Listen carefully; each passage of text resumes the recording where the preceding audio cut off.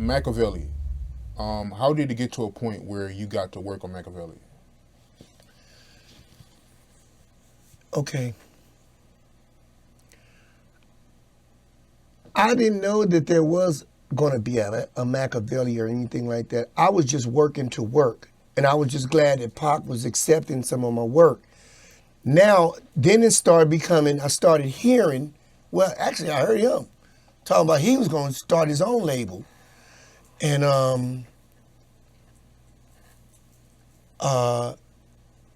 that he was doing an album. I didn't know that it was Makaveli or anything like that. I didn't know the word Makaveli or nothing like that. I know we were doing some songs with Pop. And I didn't realize that everything he had been coming in there taking, basically, he was going to put on this project coming out. Tyrone ended up with 6 of them, and he probably got a couple more in the vault somewhere. And then I ended up with 5. And I know I got a couple more. So I didn't realize, it wasn't like I knew about a Makaveli album and I was trying to present stuff for it. I was just working. He was liking some of the stuff, and the stuff that he was liking, he had already made up his mind. He about to use that on this new project he doing. You see what I'm saying? I ended up very fortunate like that while I was learning, you know, while I'm learning how to operate stuff and putting my ideas down, Pac loved them just the way he is. He saw potential in them like that. Some of the stuff he would call people like Ricky Rouse, or sometimes I would call my guy in Daryl Crooks, another guitarist, and we would have other musicians come through periodically and to kind of fix or beef up the track a little bit. But I didn't know about a project, so I was doing this song so I could make that album. I didn't know anything about the album. I just wanted my stuff to be accepted, that's all. So tell me some stories, man, behind some of the songs. So Crazy, how did that song come about? Crazy was a melody I had been messing with. A lot of my songs, really, to be honest, a few of my songs, I had melodies. Sometimes I come up with something, don't know where I'm going with it, but it's something I want to keep. And I feel it's something that I probably want to continue on later and maybe put something to it or whatever. But the beginning, I like enough to know that I'm going to keep working with this. Crazy was one of them melodies with the piano that I just liked. I just didn't know what I was going to do with it.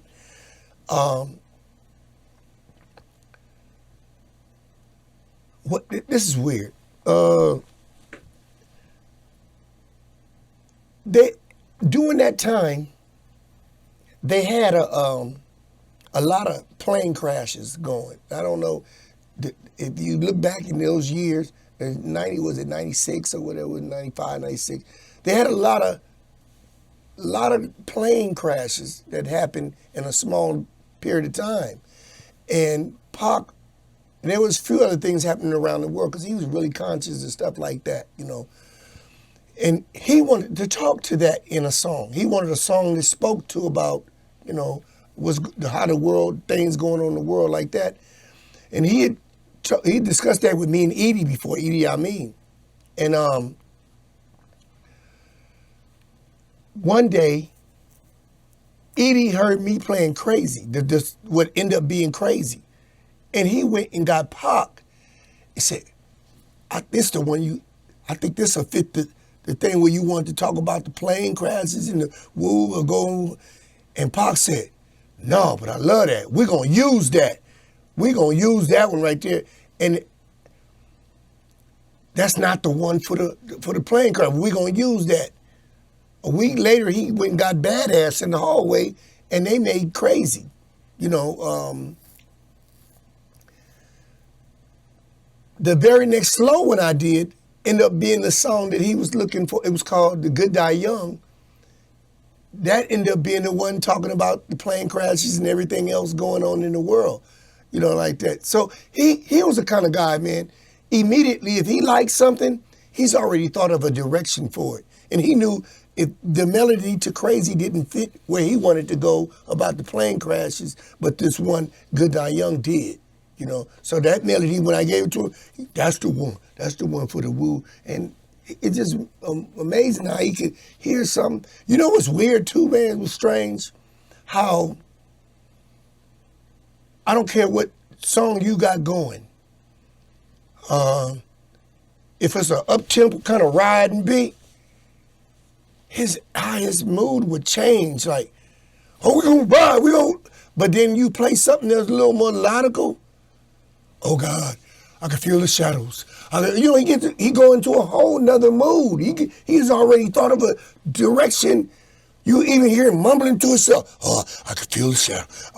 Okay, yeah. But if it was something like, he already talking about riding and what he going, he was different. He was different, though. Life of an Outlaw. How did that song come about? Life of an Outlaw is another one I had. And I had a different bass line to it. I don't remember it now. But he liked the beat and didn't like the bass line. A couple of songs he did that with. He didn't like the bass line, so he called Ricky Rousey to come in to play with it some with the bass and whatever like that. But he liked the beat a whole lot, you know. So it was just one of the many songs I would try to be hoping that he came in the end of the day and said, hey, I like that one. Let's go with that one too. Because that became the regular way we rocked every day. It was like, what you got? You know, that became, man, right now I'm still sitting here like just, it's hard to even, you know, like believe it. It's hard to believe that he worked with me like that. Man, you know what Pac would do, man? Pac would call me in the morning sometime. I remember the first time he called me, bro. For one thing, it's a bittersweet moment because it's happening with you, but you don't got nobody else you could share it with. You can't, like, I got Pac on the phone, and he's calling you and he's telling you, hey, man, you work on something yet? Yeah, I got something. He said, good. I'm on my way to the studio. He'll hang up, then call you right back. He said, matter of fact, have 2 beats in case I don't like the first one. You the goat mouth motherfucker. And I ain't never felt so good about being called a goat mouth motherfucker. You know, that was his little, you know, like on San Francisco, that Esther when I was you fish eyed food. That was his thing. Was you goat mouth motherfucker. Have 2 of them ready. You know, so but that was almost unbelievable that he even knew my number. You know, that I'm in this world now where I know the great Tupac Shakur. That was always weird and to think it was really happening to me. Really, to be honest, you know. White Man's World. How did that song come about? Once again, bro, I'm working on a beat. He walks in, and he has a different feeling for it. He already saw a direction. What he was. You got to remember, I'm at that time. I can write songs for singers. The rapping stuff I don't know nothing about, but he see a direction when he come in. When he came in, the minute he hears something, he already hearing what he about to say to it, what kind of subject matter he about to use. He know where it take him somewhere. Oh, we're gonna do that. I got something for that. This is just one of the many that we did. Me and My Girlfriend. How did that song come about? Me and My Girlfriend is majorly Tyrone's Hurt 'Em Bads. But he and I helped each other on various beats. I was better with keys and stuff like that. He was better with drums. So he and I were working in the Wack Room, what they call the Wack Room. We would end up helping each other on, but majorly that's mainly that was his idea. And I just helped, basically, you know. That was Tyrone's creation, basically. And Jay-Z and Beyonce, they redid that song. So out of curiosity, did they reach out to you? I never talked to no, but you know what? The pearl in it all for me is that my name, just like my name is in history with 2Pac's forever, nobody can ever change that. My name is in history with Jay-Z and Beyonce. My name is in history with Mariah Carey, Tony Braxton. All of them, they redid the song too. So I'm saying, or they did versions of it. And so my name is right there next to theirs. And that's good enough for me. That's good enough for me, man. A guy who just ended up at Death Row and now I got platinums all over my wall.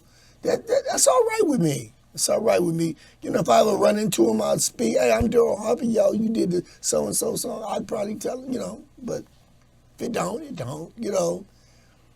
I'm glad I got it, you know. What was the reaction from other producers that was on Death Row that wasn't in the Wack Room? What was their reaction when they found out that you was producing on Makaveli? Because, you know, the producers that was in the Wack Room, nobody didn't take them serious. So Right. out of curiosity, how did they feel Bro, when they found out you was producing on Makaveli? okay. Mr. Dialogue, the only thing I can tell you is what I believe. And what I believe is that I don't think they was real. I don't know. I don't think they was happy about it, man, because they spent too much time really making us feel like we wasn't shit. To keep it real, like them whack niggas, all that shit. Because I even started hearing stuff like them niggas in there trying to do beats like Daz and stuff. But to me, that was the biggest compliment you could give me. Daz was in the top of the world then. So if anything I'm doing makes you think that, oh, that's like a Daz beat, thank you. Thank you. That's one of the greatest in the world. Daz one of the funkiest dudes I ever seen on the MP.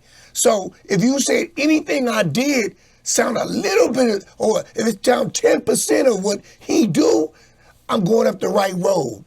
I'm knocking on the right door, to me. So, but you know, really that's how the Wack Room really started too, man.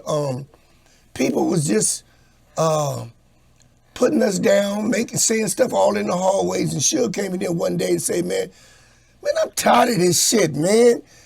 We're gonna take all the rest of these recorders out of here, man. We're gonna put green carpet on the wall, put green carpet on the floor, and this is gonna be the money room. I bet we get a hit out of this room. I didn't know that I would do something like 9 million with the man. I don't even know what the number is. I'm at 9 or 10 million with Pac now. It's like, it's hard to believe. I'm at the very minimum 8 because we did some searching. I'm at the very minimum 8 because we did 4 million out the box with Makaveli right off the bat, and that was like real. That was real fast. But I've seen different records. You know, when you go to looking up. So I don't know which one is more accurate or whatever, but that's a lot of million to come out of the Wack Room. You know what I mean? Yeah. The Good Die Young. How you feel about that song and how that song resonates with Tupac Die Young?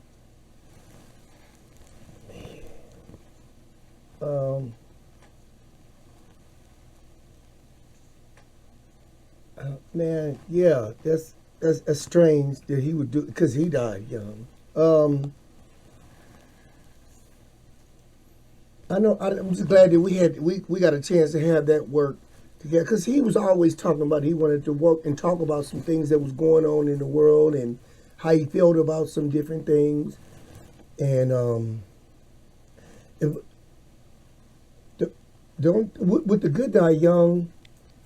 What I didn't like is when I finished, I did the beat, and later one day Molly calls me and says, just in the middle of the day, she said, Yeah, we put because they're working on the album now. That I think it was Still I Rise. So they say there seemed to be some kind of discrepancy about the hook. You know, anybody got an answer why it seemed the good die young? I got Val Young was there with her, and she was saying that Val Young is there saying that she wrote the. Who wrote the hook? You or Val? You know, or some. That's what the language was. And I just said I wrote the hook. I said I wrote the hook. I sung it to Pac in his ear, and he had me go in the sound booth with Val Young and sing it to her because see. Pac's parts was already laid. The beat is already there. Val is in the booth doing little riffs and runs, like just no particular words or maybe answering a word that was already sung or saying something like that. You know, just little spots. She didn't have like a hook. She didn't have like, she just had like some runs here and runs there. But while she was doing that in the booth, I was standing over by the piano. And I heard it. I said, okay, anybody had an answer why? So I sung it to Pac in his ear. He said, go have her, go sing that in her ear right now. Sing that. I want that. Sing that to her in her ear. So it just seemed like after everything had went crazy at Death Row, everybody was running to try to get some money somewhere. To me, that's what I believe. A few little things that happened. Some things I won't go into, but people were trying to get tapes, and people claiming other stuff and doing all that was heavy. After the demise of Death Row, everybody was just trying to grab hold of this, and I heard people selling stuff at the swap meet. You know, like selling mixtapes and different things that came out of the vote, and so I think they really went with, in the end, that Val Young had wrote. I actually wrote it. I actually wrote The Good Die Young, and I did the beat, yeah. How did Jenny J feel about you producing on Makaveli and not him?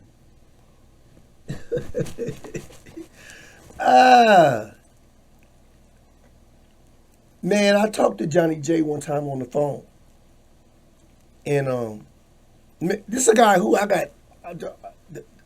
rest in peace. I mean, I had the utmost respect for it. He worked with Pac daily. I knew him and I knew his girl. You know, I come in. I mean, I like watching him walk. At work, if I remember, he worked with this boy called SB 1200 or something like that, and he would put a loop. He would take a sample or whatever and make a song in a minute. So I liked his work. I respected him. He had a big history with Pac. But we were talking on the phone one day, man, and he started saying, that's how that album got fucked up. I wouldn't own it, and they end up, you know. And I'm thinking, does he realize he's talking to a guy that got 5 songs on it? Because you're talking like the album got fucked. God, I didn't get on the motherfucker. That's how it ended up fucked up. That's why it ain't. Oh, so it's fucked up? You know, I got 5 songs on this. I don't know if I can agree with you here that it's fucked up. And it's selling millions. It's selling millions, man. It might not be what was, and it wasn't. It wasn't what was regular. It wasn't what people regularly heard all the time from Pac or from whoever. It was really different. And us being new and not trying to mimic nothing else, I think that came, all of that bled through, you know, that it was different, you know. I think and when Pac messed with us, because your boy at that state, the other station, the brother that used to be with Pac, the other little rapper, Money B, he asked me about the Johnny J. He asked me about that, and the only thing I could say is, I believe 100%, Pac wanted to go a different direction from what he'd already been. He was known for doing the little loops with Johnny J and picking out some song and then speed it up a little bit and do the loop and then do the scratch, whatever you do into it. He was known for that already. I think with this, he wanted something different. He was trying to go a different direction. I think new direction was written all over him with everything, the Makaveli, getting rid of the Pac name and going for Makaveli, getting his own label, getting a different sound. All of that was new. And so I think Johnny J and anybody else really didn't embrace it because they couldn't see that, man, Pac continuously did that, man. He went from one group, then he started another one, and then he kept moving and evolving into other things. And I don't think every time everybody from the other one, the one previous, accepted where he had moved to, or that why he had to move, or what is he doing different? No, he was really headed somewhere, man. That's what he was. Yeah. The Tupac Vegas incident. Was you in Vegas? No, I didn't go to Vegas. You see, you got to understand, at the time, I was a single parent, and I was raising my son Terrence, and everybody around the studio knew him. I mean, they knew I was a single parent, and Nate Dogg and all of them used to play video games with him or whatever like that. But I went home to see after him and make sure the babysitting situation was cool because we were all supposed to be caravanning to Vegas. So when I went home to check on my son, I fell asleep. I had told the secretary, hey man, let me know when everybody get here when they talking about leaving. Because I didn't stay too far from, I was staying in Oakwood. And I said, well, just let me know because I'm gonna come up here as soon as I'm going to Vegas too. I fell asleep. When I woke up, I called. She said they been left. They left already. So I see that I missed my opportunity to go with the caravan. So what I did, I went and got a group that I was working with on the side in Long Beach. I brought them up to the studio, and we worked all the way until the next morning. And what's strange about that, brother, I only bring that up because that morning, the TV said Tupac, they came on, we had a little TV over the council. It said Tupac's Shakur died and all that. Now I can hear the girls running down the hallway crying, the girls that worked in the office screaming and crying. I had this, just like I spoke to you before about, periodically I would have melodies, I don't know what I'm doing with them. I just figure I'm gonna keep this because I don't know where I wanna go with it, but I like what I began here. I like what I started with. That was one of them ones. And I had one, I didn't know what words or nothing I was going with. And as soon as I saw that Tupac had died, I went to the vault, grabbed that DAT and started writing to it. And it ended up being a song I wrote for Tupac. It's called Farewell. I've sung it at many funerals now. At one point, whenever the Outlaw saw me, they wanted me to sing it or play that song again. They love it. But it's just called Farewell. But it was dedicated to Tupac. That was that melody I was messing with. Didn't know what to do with it, and it ended up coming out really good. When Tupac passed away, y'all had a meeting, right? Oh yeah. Yeah, tell me everything about that meeting that you remember. Everything that took place in that meeting. That was a meeting. That was a meeting. Suge comes back. Everyone comes back. Pac's been passed. Suge got the patch on his head. And he calls a meeting to the Red Room, to his office. Just like the other meetings. He called a meeting.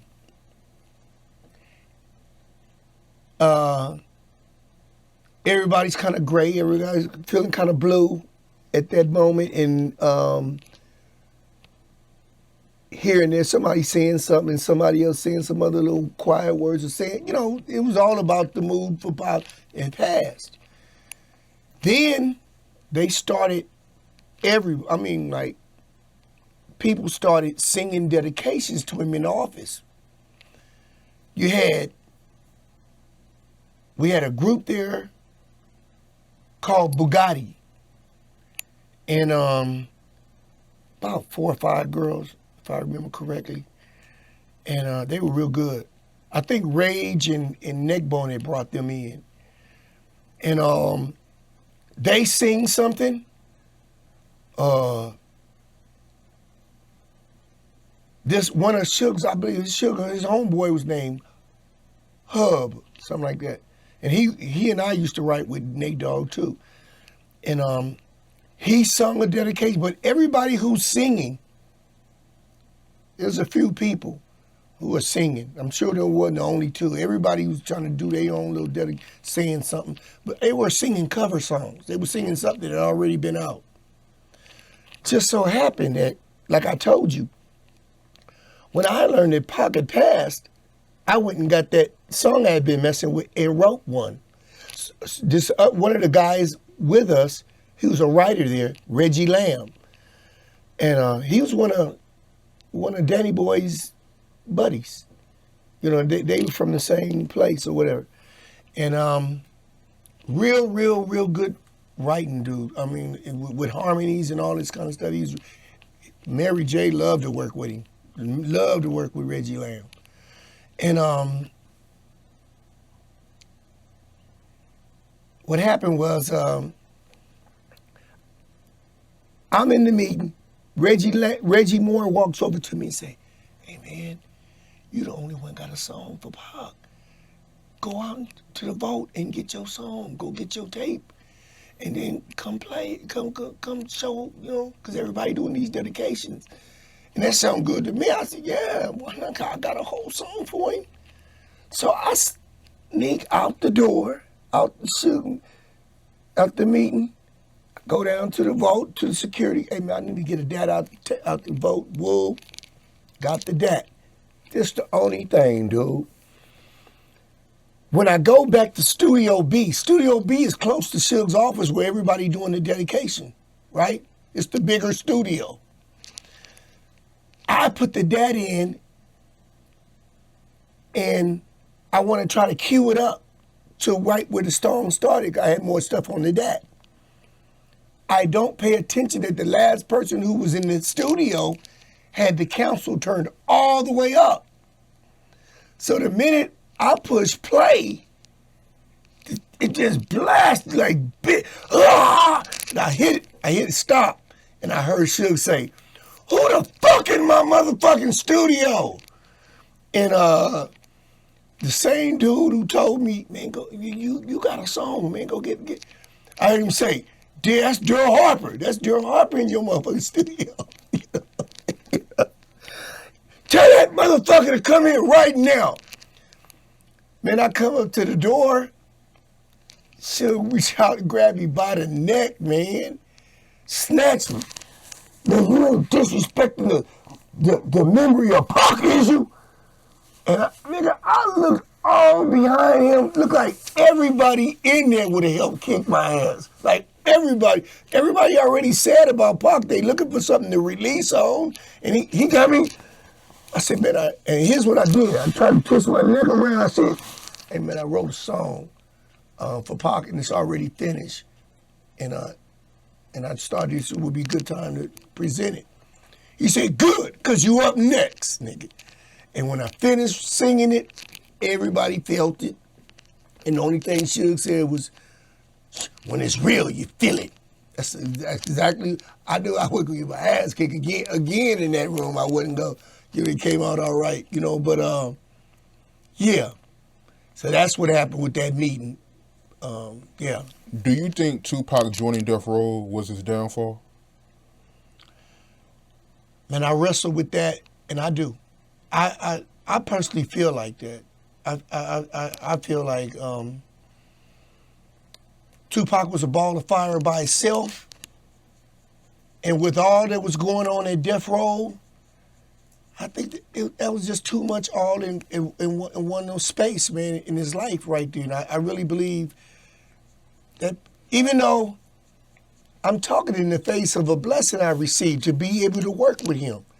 You got to remember, I'm glad that he came because I'm glad that, hey man, that I was blessed enough to work with him. So at the same time, but I ultimately, if I wasn't thinking selfishly, I say, yeah, man, because I'll probably still have him. We'd probably still have him. You know, no telling what, you know, he probably have 5 more movies out by now. Or by now it's been 20-some years, bro. But if you ask me, I wrestle with it. I've even went back and forth with my son about it before. And I do believe, I personally believe, and that's just all I can render is my opinion. And I think it was too much going on at Death Row. He was too big a ball of fire himself, and everybody was moving 10,000 miles an hour, and I think something was destined to crash sooner or later anyway. Do you think Suge Knight was a bad influence on Tupac?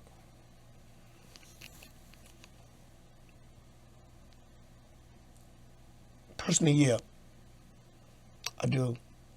I don't think he intended. I think he embraced him as a little brother, and he was just.